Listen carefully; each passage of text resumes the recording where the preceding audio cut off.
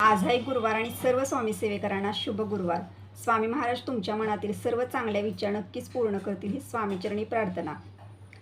आजच्या व्हिडिओमार्फत मी तुम्हाला अधिक मासामध्ये अखंड दिवा घरी कसा लावायचा किंवा अधिक मासामध्ये आपण जो दिवा घरी लावत आहोत बघा, त्या दिव्याचं महत्त्व काय आहे याविषयी संपूर्ण माहिती तुम्हाला आजच्या व्हिडिओमध्ये मिळेल. तर तुम्ही हा व्हिडिओ कुठेही स्किप न करता व्हिडिओ शेवटपर्यंत बघा. तुम्ही जर माझ्या चॅनलवर नवीन असाल तर चॅनल लाईक करा, शेअर करा आणि नक्की सबस्क्राईब करा. चला आता व्हिडिओला सुरुवात करूया. सर्व स्वामी सेवेकरांना श्री स्वामी समर्थ. तर तुमचं प्रिया लाईव्ह या चॅनलमध्ये अगदी मनापासून स्वागत आहे. अधिक मासाचा हा पूर्ण जो महिना आहे बघा, हा महिना भगवान विष्णूंची आणि माता लक्ष्मीची सेवा उपासना करण्यासाठी विशेष मानला गेला आहे बघा. भगवान विष्णूंची सेवा, पूजा, उपासना ही माता लक्ष्मीला अतिशय प्रिय आहे आणि ज्या घरामध्ये भगवान विष्णूंची अधिक मासामध्ये सेवा उपासना केली जाते बघा, त्या घरामध्ये माता लक्ष्मी अखंड वास करत असते. अधिक मासाचा महिना जो असतो बघा, तो आपल्या हिंदू धर्मामध्ये खूप महत्त्वाचा महिना मानला गेला आहे आणि हा महिना 3 वर्षातून एकदाच येतो. अधिक मासाला सुरुवात मे महिन्यामध्ये होत आहे बघा, 2026 मध्ये. 17 मे 2026 या दिवशी आहे रविवार. या दिवशीपासून अधिक मासाला सुरुवात होत आहे. 15 जून 2026 या दिवशी अधिक मासाची समाप्ती होत आहे. जर हा पूर्ण जो महिना आहे बघा, म्हणजे आपल्याला 1 महिना पूर्ण मिळतो. या महिन्यामध्ये ना 33 वस्तूंना विशेष असे महत्त्व आहे. तर तुम्हाला पूर्ण महिना आपल्या देवघरामध्ये अखंड दिवा लावायचा आहे बघा. ज्या घरामध्ये अधिक मासामध्ये अखंड दिवा प्रज्वलित केला जातो, त्या घरावरती माता लक्ष्मीची आणि भगवान विष्णूची कृपा राहते. त्या घरामध्ये सुख समृद्धी येते. त्या घरातील प्रत्येक व्यक्तीला प्रत्येक कामामध्ये यश येते. त्या घरामधील वाईट शक्ती, नकारात्मकता जी पण काही असेल ती सर्व दूर निघून जाते. त्या कुटुंबामध्ये सुख समृद्धी येते आणि मुलांच्या प्रगतीसाठी आईने आपल्या घरामध्ये नक्कीच अखंड दिवा अधिक मासामध्ये नक्कीच लावावा. दिव्याचं महत्त्व सांगायला गेलं तर खूप आहे बघा. अधिक मासामध्ये आपण दीपदानाला सुद्धा खूप महत्त्व आहे. या महिन्यामध्ये तुम्ही दिवे सुद्धा दान करू शकता. आता हा अखंड दिवा तुम्ही कुठे कुठे लावू शकता. आपण आपल्या देवघरामध्ये पूर्ण महिना आपल्याला अखंड दिवा हा लावायचा आहे. पूर्ण महिना विझून द्यायचा नाही, तर पूर्ण महिना आपल्याला अखंड दिवा हा लावायचा आहे. तुम्ही घरामध्ये लावू शकता किंवा एखाद्या मंदिरामध्ये जर जाऊन तुम्हाला लावायचा असेल तर तिथे सुद्धा तुम्ही हा दिवा लावू शकता जाऊन. तर दिवा हा आपल्याला ना 17 मे 2026 या दिवशी पहिल्या दिवशी आपल्याला संकल्प करून हा दिवा आपल्या घरामध्ये लावायचा आहे बघा. आणि हा दिवा आपल्याला पूर्ण महिना विझून द्यायचा नाही, आपल्या घरामध्ये असाच प्रज्वलित करायचा आहे, असाच दिवा लावून ठेवायचा आहे, अखंड दिवा. अधिक मासामधील सर्वात उच्च कोटीची सेवा जर असेल तर ही सेवा आहे बघा, दिवा. कारण अधिक मासामध्ये पूर्ण म्हणजे महिना जो आहे त्या महिन्यामध्ये दीपदानाला विशेष असं महत्त्व आहे बघा.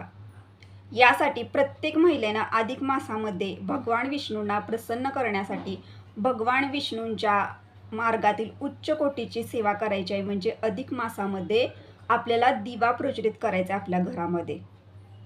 तर ह्या दिव्याला जी वात वापरतात त्या वातेविशेष त्याचप्रमाणे बघा, दिवा तुम्ही पूर्ण 1 महिना घरामध्ये लावल्यानंतर तुम्हाला शेवटच्या दिवशी उद्यापन सुद्धा दिव्याचं करायचं असतं. आता ते कसं करायचं याविषयी सुद्धा मी तुम्हाला पुढं माहिती देईन, पण तुम्ही व्हिडिओ कुठेही स्किप करू नका. कारण व्हिडिओ जर तुम्ही स्किप केला तर तुम्हाला पूर्ण माहिती समजणार नाही. यासाठी व्हिडिओ स्किप न करता व्हिडिओ शेवटपर्यंत बघा. आता पहिल्यांदा तुम्हाला सांगते की अधिक मासामध्ये जो दिवा आपण घरामध्ये लावणार आहोत, हा दिवा कोणती व्यक्ती लावू शकते हे बघा. ज्या घरामधील सुवासिनी महिला असेल, तिला जर ही सेवा करण्याची इच्छा असेल तिच्या कुटुंबासाठी, तर ती नक्कीच ही सेवा घरामध्ये करू शकते.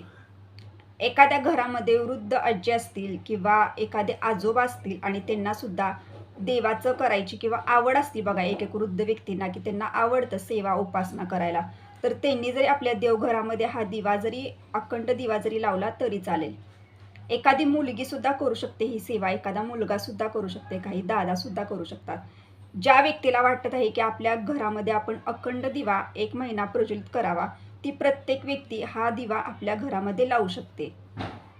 अखंड दिवा आपण आपल्या घरामध्ये ना 17 मे 2026 या दिवशी रविवार आहे आणि रविवारी तुम्हाला सकाळी देवपूजा झाल्यानंतर हा अखंड दिवा आपल्या घरामध्ये प्रज्वलित करायचा आहे.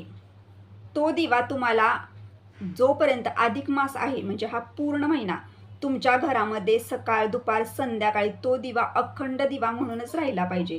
अशा ह्यानं तुम्हाला तो दिवा तुमच्या देवघरामध्ये लावायचा आहे. तर तुम्हाला पहिल्यांदा मी सांगते की तुमच्या देवघरामध्ये दिवा लावण्याची जर जागा असेल साईडला तर तिथं तुम्ही दिवा लावा. नसेल तर देवघरात शेजारीच बघा एखाद्या साईडला तुम्ही एखादा पाट घ्या आणि त्याच्यावरती जरी दिवा साईडला जरी लावला जेणेकरून तिथं वारं लागणार नाही. कारण हा दिवा आपल्याला पूर्ण महिना हलवायचा नसतो एका जागेवरून. एकदा दिवा तुम्ही लावल्यानंतर तुम्हाला तो दिवा अखंड ठेवायचा आहे. ना की तुम्हाला त्यातली वात बदलायची आहे, ना की तुम्हाला तो दिवा सरकवायचा आहे. त्या दिव्यामध्ये फक्त आपल्याला काळजी घ्यायची आहे, ते दिव्यामध्ये आपल्याला तो दिवा विझून द्यायचा नाही. अशा पद्धतीने आपल्याला तो दिवा लावायचा. यासाठी तुम्ही आधीच ठरवा की दिवा तुम्हाला कोणत्या साईडला ठेवायचा आहे. म्हणजे देवघराच्या शेजारीच. देवघरामध्ये जागा असेल तर तुम्ही देवघरामध्ये ठेवू शकता, पण देवपूजा वगैरे करताना तुम्हाला तो दिवा हलवता येणार नाही, याची काळजी घ्यायची आहे आपल्याला. त्यासाठी सांगते की शेजारी एखादा पाट वगैरे घ्या आणि त्या पाटावरती तुम्ही दिवा व्यवस्थित ठेवू शकता 1 महिन्यासाठी. तर आता इथपर्यंत मी तुम्हाला सांगितलं दिवा तुम्हाला कसा लागणार आहे अखंड दिवा घरामध्ये लावण्यासाठी. तर बघा, अखंड दिवा आपल्याला लावायचा आहे म्हटल्यानंतर तुम्ही एखादा पितळचा दिवा घेऊ शकता, पण दिवा हा तुम्हाला मोठ्या साईजमध्ये घ्यायचा आहे, ना की तुम्हाला छोटासा दिवा घ्यायचा आहे. मोठ्या साईजमध्ये पितळचा दिवा तुम्ही घेऊ शकता किंवा तुम्ही स्टीलचा दिवा घेऊ शकता किंवा तुमच्या घरामध्ये जर एखादा दगडी दिवा असतो बघा, तुम्हाला माहिती आहे पूर्वीच्या घरामध्ये असे दगडी दिवे बघायला मिळायचे. तर मोठ्या साईजमध्ये एखादा दगडी दिवा जरी असेल ना, तो घेतला तरी सुद्धा चांगली गोष्ट आहे बघा. आणि तुमच्या घरामध्ये जर असेल ना दगडी दिवा तर तो नक्कीच तुम्ही घ्या. आणि त्यानंतर काय करायचं आहे, दिवा वगैरे आपल्याला सर्व घ्यायचं आहे व्यवस्थित. पितळाचा दिवा असेल तर स्वच्छ घासून वगैरे स्वच्छ साफ करायचा आहे आणि तो घ्यायचा आहे पहिल्या दिवशी. आता बघा, ह्या दिव्यामध्ये आपण जे तेल टाकणार आहोत ते तेल तुम्ही कोणतं यूज करू शकता.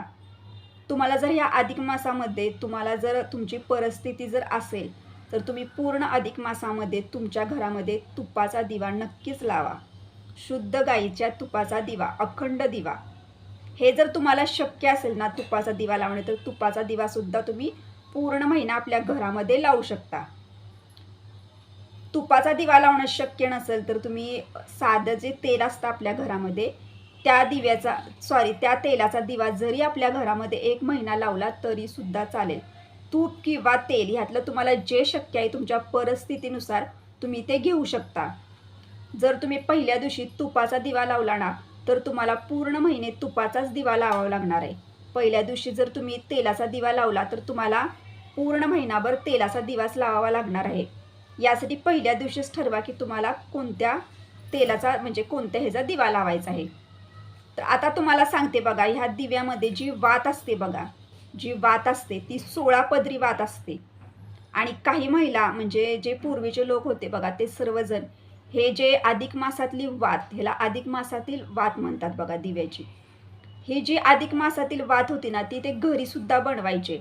आपल्या ज्या हाताची जी बोटं असतात बघा, ह्या बोटांच्या ह्यानं आपल्याला ती 16 ह्यानं हे करायची असते, गुंडाळायची असते 16-16 संख्येमध्ये. आणि ती वात आपल्याला पूर्ण बनवून ती 33 संख्येमध्ये करायची असते. आणि ती वात आपल्याला अखंड म्हणजे त्या दिव्यामध्ये ठेवायची असते की जेणेकरून ती आपल्याला पूर्ण महिना वापरता येईल व्यवस्थित. आता तुम्हाला सांगते की हे पूर्वीची व्यक्ती ज्या होत्या ना ते हे सर्व करायचे. अजून सुद्धा काहींच्या घरामध्ये बघा अधिक मासाची जी वात असते ती ज्या व्यक्ती असतात त्या घरामध्येच बनवतात. त्यांना बनवता येतं त्या घरामध्ये बनवतात.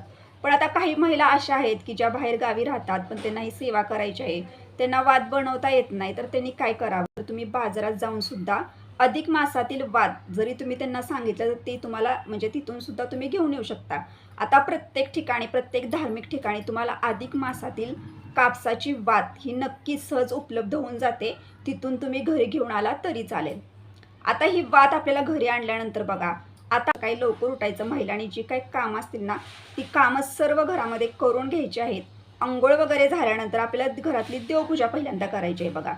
आता देवपूजा करत असताना तुमच्या देवघरामध्ये जर भगवान विष्णूंची जर मूर्ती असेल आणि माता लक्ष्मीची जर मूर्ती असेल तर दोघांच्या मूर्तीवरती तुम्हाला पंचामृताचा अभिषेक करायचा आहे.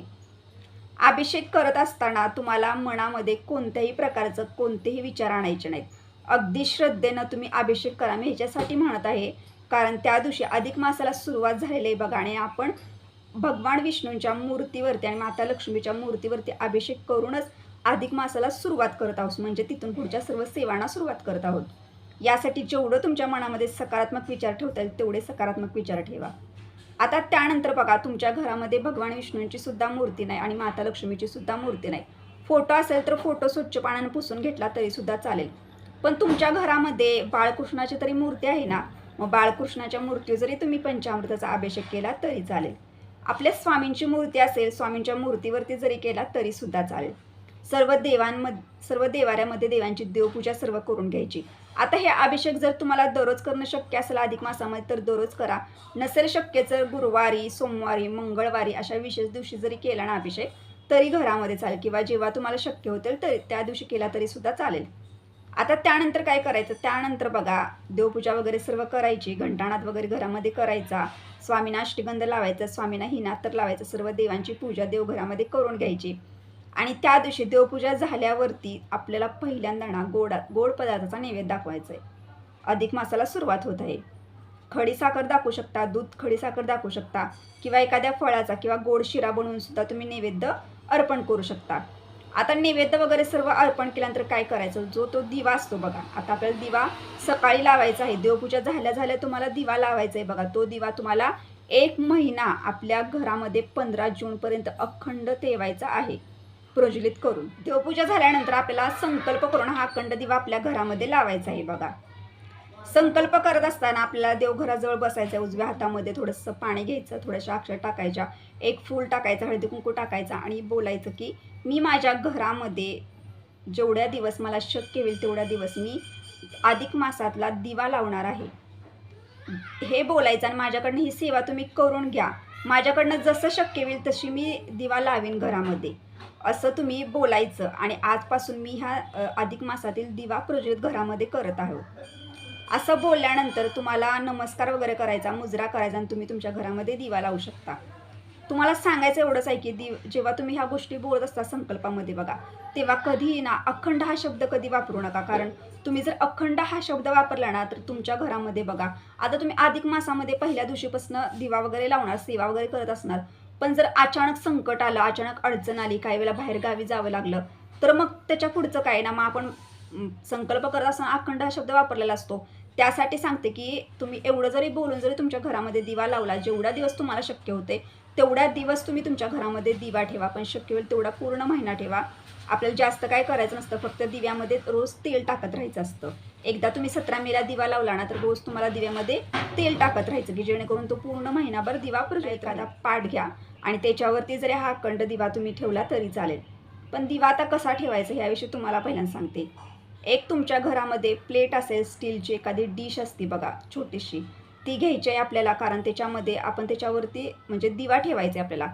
त्याच्यावरती दिवा आपल्याला का ठेवायचा आहे बघा, तर जेव्हा आपण त्याच्यामध्ये तेल टाकणार आहोत किंवा तुम्ही तूप टाकणार आहात, कोणता दिवा तुम्ही लावणार आहात ते तुम्ही ठरवा तुमच्या परिस्थितीनुसार, तेलाचा लावायचा का तुपाचा लावायचा. पण पहिल्या दिवशी जो लावणार आहे तोच तुम्हाला पूर्ण महिना घरामध्ये लावायचा आहे, लक्षात ठेवायचा आहे. दिवा विझून द्यायचा नाही आपल्याला. तर त्याच्यामध्ये प्लेटमध्ये तुम्हाला तो दिवा ठेवायचा, कारण ते खाली सांडू नये म्हणून. डायरेक्ट जर तुम्ही दिवा तसाच ठेवला तर खाली ते तेल वगैरे जे असेल ते खाली येऊ शकतं. त्यासाठी काय करायचं, ती प्लेट जी आपण घरामध्ये घेतलेली असते स्टीलची, त्याच्यावर तुम्हाला अक्षता टाकायच्या आहेत, थोड्याशा हळदी कुंकू व्हायचं आहे. हा दिवा जो आहे तुमच्या घरामध्ये जो असेल मोठ्या साईजमध्ये, तो दिवा त्याच्यावरती ठेवायचा. जी वात आहे बघा, अधिक मासातली जी वात असते, जी तुम्ही घरामध्ये बनवली असेल किंवा तुम्ही बाजारातून विकत आणली असेल, ती वात तुम्हाला घ्यायची आहे आणि त्या दिव्यामध्ये ठेवायची आहे. आता हे सर्व करत असताना ओम नमो भगवते वासुदेवाय नमः या मंत्राचा तुम्हाला जप करत करत, नामस्मरण करत करत ह्या दिव्याचं सर्व करायचं आहे. त्याला तेल किंवा तूप जे असेल ते टाकून घ्यायचं आहे दिव्यामध्ये. तो दिवा तुम्हाला उचलायचा आहे. ज्या ठिकाणी तुम्ही पाट वगैरे ठेवला आहे किंवा देवघर असेल तिथं तुम्हाला तो दिवा ठेवायचा आहे. दिवा ठेवल्यानंतर आपल्याला दिव्याला हळदी कुंकू लावायचं आहे, एक फूल व्हायचं आहे, नमस्कार करायचा आहे आणि त्यानंतर तो दिवा तुम्हाला प्रज्वलित करायचा आहे. दिवा लावल्यानंतर बघा, तुम्हाला एक सांगते की दिवा लावल्यानंतर दिव्याला नमस्कार करायचा, पुन्हा घंटानाद करायचा, दिव्याला म्हणजे पुन्हा दिवा एक ओवाळून घ्यायचा, धूप दीपारती ओवाळून घ्यायची, अगरबत्ती ओवाळून घ्यायची, नमस्कार करायचा आणि खडी साखर किंवा जे पण असेल त्याचा नैवेद्य अर्पण करायचा. हा दिवा जो तुम्ही विझून द्यायचा नाही. आणि जरी काही वेळेला वाऱ्यानं बघा किंवा कशानं तर दिवा हा विजला चुकून, तर तुम्हाला सांगते, तर त्यावेळेला तुम्हाला काळजी करायची गरज नाही किंवा काही घाबरून जायचं नाही. दिव्याला क्षमा मागायची, नमस्कार करायचा आणि पुन्हा तुम्हाला दिवा लावून द्यायचा आहे. पण शक्य होईल तेवढी तुम्ही काळजी घ्या की वाऱ्यानं वगैरे दिवा जाऊ नये, ह्या गोष्टींची काळजी घ्या. कारण आपल्या घरामध्ये आपण अखंड दिवा प्रज्वलित केला आहे आणि ज्या घरामध्ये अधिक मासामध्ये अखंड दिवा प्रज्वलित केला जातो त्या घरामध्ये सूक्ष्म स्वरूपात भगवान विष्णू, माता लक्ष्मी नक्कीच असतात. यासाठी सांगते की अधिक मासामध्ये अखंड दिवा तुमच्या घरामध्ये नक्कीच लावा. तुमच्या कुटुंबावरती भगवान विष्णूंची, माता लक्ष्मीची एक प्रकारे कृपा राहील. तुमच्या घरातील प्रत्येक व्यक्तीला प्रत्येक कामामध्ये यश येईल. हा दिवा आपल्याला अखंड ठेवायचा आहे, म्हणजे पूर्ण महिना तुम्ही दिवा ठेवायचा आहे. बघा, अधिक मासाला समाप्ती होणार आहे, त्याच्या वेळेला आपल्याला काय करायचं, घरामध्ये गोडाचे पदार्थ बनवायचे. तुम्ही चपाती, खीर जे काय असेल ते बनवायचं, साधं जेवण, वरण भात.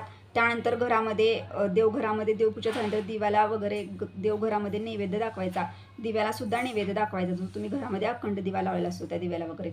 त्यानंतर दिव्याला क्षमा मागायची की ह्या महिन्यामध्ये माझ्याकडनं काही चुकलं असेल तर क्षमा करा, नमस्कार करायचा. आणि त्यानंतर तुम्हाला एवढंच करायचं. आणि त्यानंतर दुसऱ्या दिवशी बघा, म्हणजे 16 जूनला हा दिवा शांत वगैरे झाल्यानंतर दुसऱ्या दिवशी तुम्हाला हा दिवा स्वच्छ वगैरे करायचा आहे. आणि जो तुम्ही जो तुम्ही दिवा घरामध्ये अखंड दिव्याच्या स्वरूपात लावलेला असतो तो दिवा तुम्हाला स्वच्छ करायचा आहे आणि एखाद्या मंदिरामध्ये किंवा एखाद्या व्यक्तीला जाऊन तो दिवा दान करायचा आहे. बघा, ह्या गोष्टींची काळजी घ्या आणि अशा पद्धतीनं तुम्ही तुमच्या घरामध्ये अखंड दिवा लावा. ही सेवा भगवान विष्णूला आणि माता लक्ष्मीला नक्कीच प्रसन्न करते. बघा, तर अशा पद्धतीने तुम्हाला आजच्या व्हिडिओमध्ये मी माहिती दिली. तुम्हाला जर हा व्हिडिओ आवडला असेल तर कमेंटमध्ये श्री स्वामी समर्थ लिहा. काही समजलं नसेल तरी सुद्धा कमेंट करून विचारू शकता. एक छोटंसं लाईक करा, हाईप करा. भेटूया नेक्स्ट व्हिडिओमध्ये. पण सर्व स्वामी सेवेकरांना श्री स्वामी समर्थ.